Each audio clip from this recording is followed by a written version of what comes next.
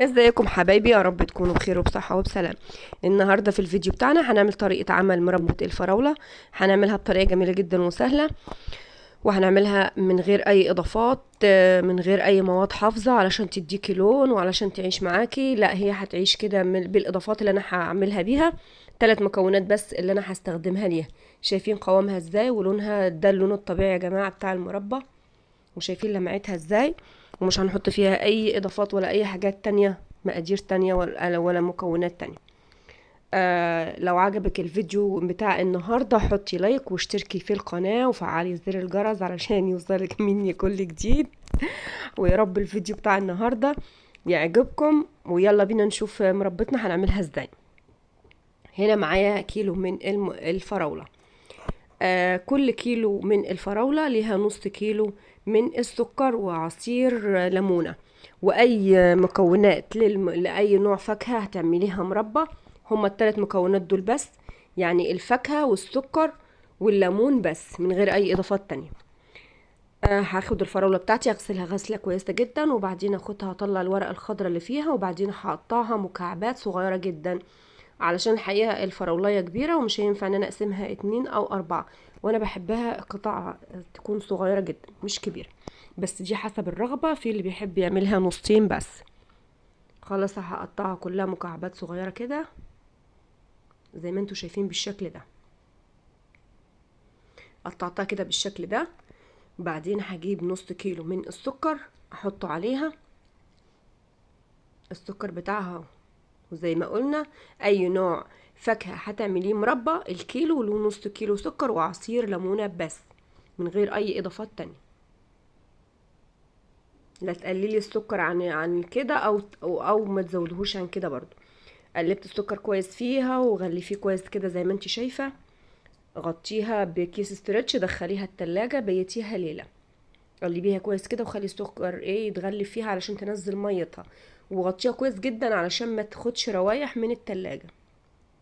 لو حابه ان انتي مستعجله عليها وعايزه تقطعيها وتحطيها على النار على طول، قطعيها وحطي السكر بتاعها وحطي لها ربع كوبايه ميه صغيره وتحطيها على النار علشان ما تشطش معاكي. انا كده حبيتها في التلاجة ليله كامله. ادي تاني يوم طلعتها من التلاجة، شايفين نزلت ميتها كلها ازاي؟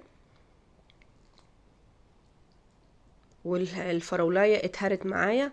وكده بتساعد على عمليه السوى بطريقه، يعني بسرعه، مش هتاخد وقت معاكي. بعد كده هاخدها معايا هنزلها في الحلة على النار. انزل بيها كده وهعلي النار على اعلى درجة. نزلي بقى السكر كله معاكي كده ونزلي ميتها، حطها على اعلى درجة. لو حابة بقى ان انتي تعمليها وتحتفظي بيها من السنة للسنة، اعملي المربى وسيبيها تبرد كويس جدا، وحطيها في اكياس بلاستيك على يعني كمية مثلا عبوة برطمان، حطيه في قلب كيس وحطيها في اكياس كده وحطيها في الفريزر. تخلصي البرطمان تطلعي كيس من الفريزر وتحطيه في قلب البرطمان وتستخدميه، ممكن يقعد معاكي اسبوع او 10 ايام. تخلصيه وتطلعي غيره. بالطريقة دي هتحتفظي بيها من السنة للسنة. كده خدت معايا اول غلوة. ابتدي بقى اشيل الريم والرغاوي اللي فوق الوش دي علشان ما تبوظش المربى بتاعتي معايا. ابدأ بقى ان انا اهدي النار عليها على نار هادية جدا علشان ما تتحرقش معاكي. ومن كل فترة والتانية تقلبيها تقليبة علشان ما تلزقش من الحلة وتشيط معاكي. كل ما تلاقي رغاوي تشيليها. شايفين لونها بدأ يظهر اهي، ومن غير اي مواد صناعية ومن غير اي حاجة.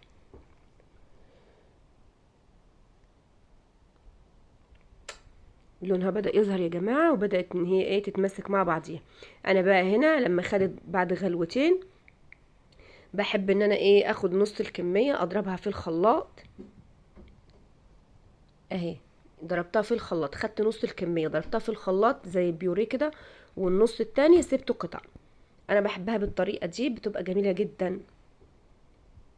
بعد ما خدت معايا غلوتين او 3، اجيب بقى الليمونة واعصرها عليها واسيبها تاخد معايا كمان غلوتين. شايفين لونها عامل ازاي؟ جميلة جدا. وما تسيبيهاش على النار وتنسيها، لانها ممكن تتحرق معاكي. خدت كده معايا غلوتين، عايزة بقى اشوف ان هي استوت ولا لا. اجيب شويه مربى واحطهم في طبق واسيبه لحد ما يبرد، واعملي كده فاصل بصباعك كده في النص. لو العسل رد لبعضه بسرعه يبقى كده لسه محتاجه غلوه كمان معاكي على النار او غلوتين. لو العسل ما ردش معاكي او المربى ما ردتش معاكي تاني يبقى هي كده استوت. خلاص المربى كده بتاعتي، العسل او المربى بتاعتي ما رجعتش لبعضيها كده، المربى بتاعتي استوت. شايفين لونها عامل ازاي؟ لونها جميل جدا وتحفه. خلاص كده استوت معايا، اطفي النار عليها.